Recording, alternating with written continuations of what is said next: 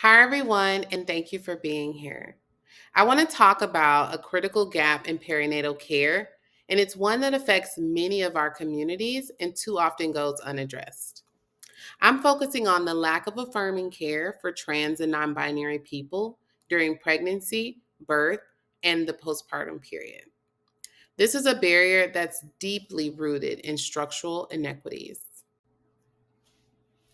What I call the gender affirming care gap is the disconnect between what trans and non binary people need to feel safe, seen, and supported, and what's actually offered in most perinatal settings.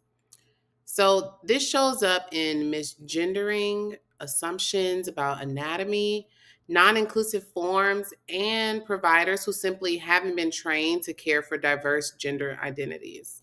This gap isn't always intentional, but it is always harmful. So, what is the actual impact of the gender affirming care gap on access and health? Well, when care isn't affirming, it's not just uncomfortable, but it's actually dangerous. Clients may avoid care, they may delay seeking care, or disengage altogether. So that means missed screenings, unmanaged chronic conditions, and emotional trauma. We also see an increased risk for perinatal mood disorders and higher rates of birth trauma.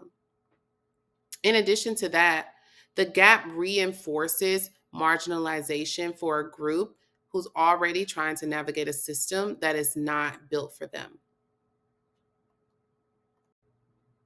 So, the gender affirming care gap is actually highly significant when we start talking about how important something is or how much we should invest in this issue. If it's a big enough problem, it is a big enough problem.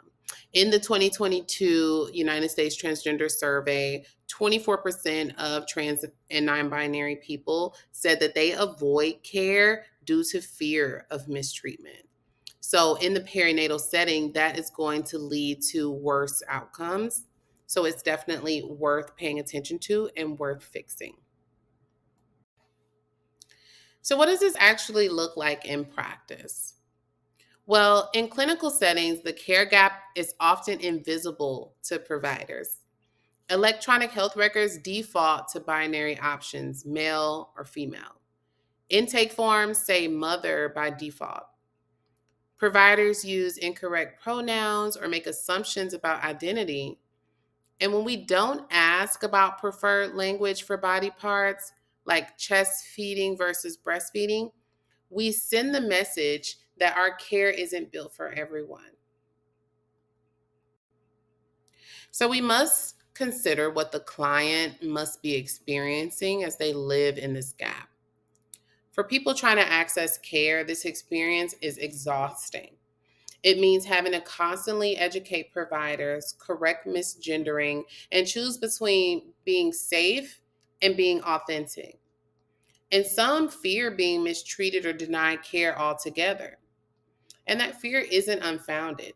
It's based on lived experience and a system that wasn't built for them in mind.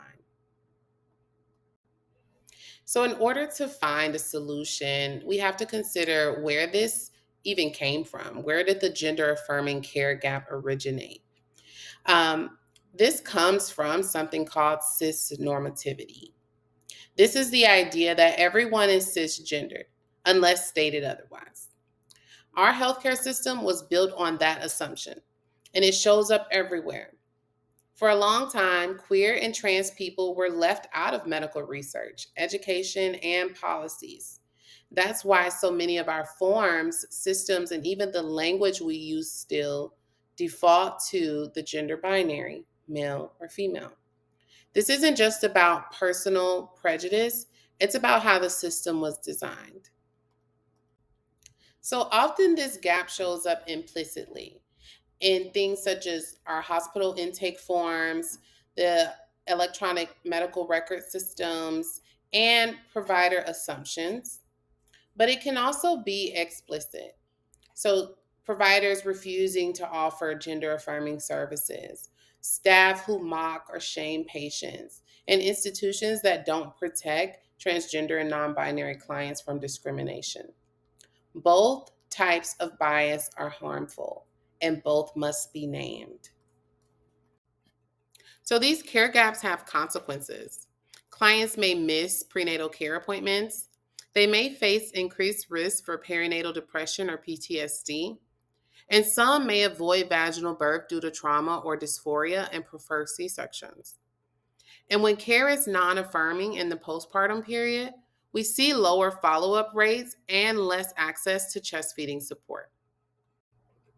So, in the health systems I've worked in, I've seen binary intake processes, gendered language in documentation, and care teams who aren't trained in LGBTQIA plus inclusion.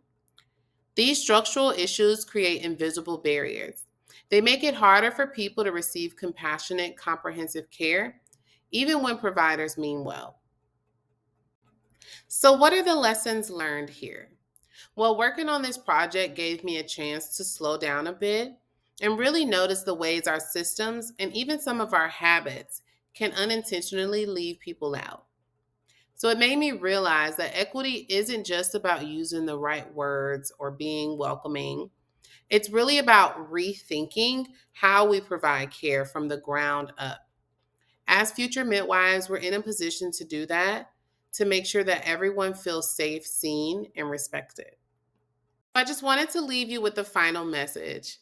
As future midwives, we have the power and responsibility to make every birthing space affirming, inclusive, and safe. So let's commit to learning, unlearning, and advocating because equitable care really does begin with us. Thank you.